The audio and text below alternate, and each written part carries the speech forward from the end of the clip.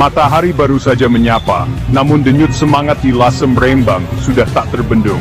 Ribuan warga tumpah ruah, memadati jalanan utama kota yang syarat sejarah ini. Senyum mengembang, tawa riang terdengar di mana-mana. Hari ini, mereka menjadi saksi kembalinya sebuah tradisi yang telah lama dirindukan, Pawai Kongkoko. Selama 13 tahun, Lasem menanti momen ini. Momen di mana sekat-sekat lebur dan persaudaraan terjalin erat dalam balutan budaya yang kaya. Mereka datang dari berbagai penjuru, bukan hanya warga Lasem, tapi juga perantau yang kembali, dan wisatawan yang penasaran akan pesona budaya. Udara pagi dipenuhi aroma dupa dan kembang setaman. Alunan musik tradisional Tionghoa berpadu merdu dengan gending Jawa, menciptakan simfoni harmoni yang menggetarkan jiwa. Barisan demi barisan peserta pawai mulai bergerak, menampilkan berbagai atraksi budaya yang memukau. Kemeriahan ini lebih dari sekadar pesta rakyat biasa. Ini adalah penegasan kembali identitas Lasem sebagai kota multikultural, di mana keberagaman dirayakan dan persatuan dijunjung tinggi. Pawai Kongko Makko bukanlah sekadar hiburan semata. Lebih dari itu, ia adalah manifestasi sejarah dan budaya Lasem yang telah berakar kuat selama berabad-abad. Tradisi ini bermula dari legenda cinta antara Putri Shima, seorang putri dari Tiongkok, dengan seorang panglima perang Jawa. Pernikahan mereka menjadi simbol persatuan dan keharmonisan antar dua budaya yang berbeda. Pawai Kongko Makko sendiri merupakan replika dari arak-arakan pernikahan mereka di masa lampau. Namun, perjalanan tradisi ini tak selalu mulus. Berbagai dinamika sosial dan politik di masa lalu memaksa Pawai Kongko Makko untuk vakum selama 13 tahun. Ketiadaan pawai ini meninggalkan lubang menganga di hati masyarakat Lasem. Kerinduan akan tradisi leluhur, akan momentum kebersamaan lintas budaya, terus menggelap. Hingga akhirnya, di tahun 2025, kerinduan itu terjawab. Berkat semangat gotong royong dan dukungan dari berbagai pihak, Pawai Kongko Makko kembali hadir menyapa masyarakat Lasem. Keberagaman menjadi ruh dari Pawai Kongko Makko. Ini terlihat jelas dari ragam peserta yang terlibat. Mulai dari anak-anak hingga orang tua, dari berbagai etnis dan latar belakang, semua membaur menjadi satu. Sebelum pawai dimulai, suasana khidmat terasa di Klenteng Chuan Kiong. Umat Buddha dan Konghucu khusyuk berdoa, memohon kelancaran acara. Aroma dupa semerbak menambah suasana sakral di klenteng tertua di Lasem ini. Tak jauh dari sana, di Masjid Jami Lasem, umat muslim juga memanjatkan doa, memohon keselamatan dan keberkahan bagi seluruh masyarakat Lasem. Pawai ini menjadi bukti nyata bahwa perbedaan bukanlah sekat, melainkan kekayaan yang patut dijaga bersama. Di sini, barongsai menari lincah diiringi gamelan Jawa. Di sana, wanita berkerudung mengenakan kebaya encim, perpaduan apik budaya Tionghoa dan Jawa. Rona-roni kostum peserta semakin menyemarakkan suasana. Merah, kuning, hijau, biru, semua warna seakan tumpah ruah di jalanan Lasem. Pawai Kongko Makko adalah panggung bagi seluruh elemen masyarakat Lasem untuk mengekspresikan diri, sekaligus merayakan warisan budaya yang mempersatukan mereka. Lebih dari sekadar perayaan, Pawai Kongko Makko adalah penegasan identitas budaya Lasem.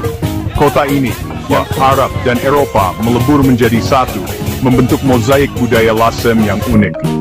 Pawai Kongko Makko adalah representasi nyata dari akulturasi budaya tersebut. Ia mengingatkan kita bahwa Lasem adalah rumah bagi keberagaman, tempat di mana perbedaan dihargai dan persatuan dijunjung tinggi.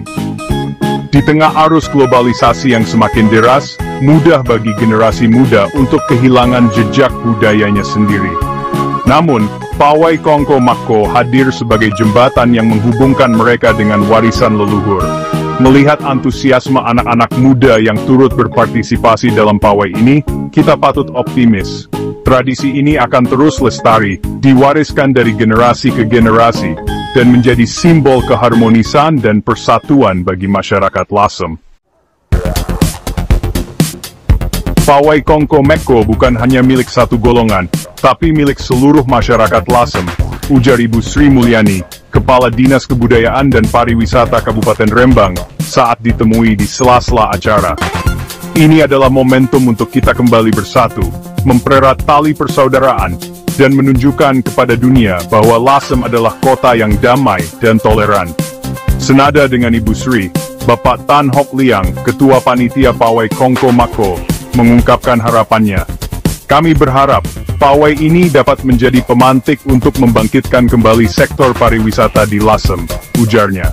Bukan hanya soal ekonomi, tapi juga untuk memperkenalkan budaya Lasem yang kaya kepada dunia.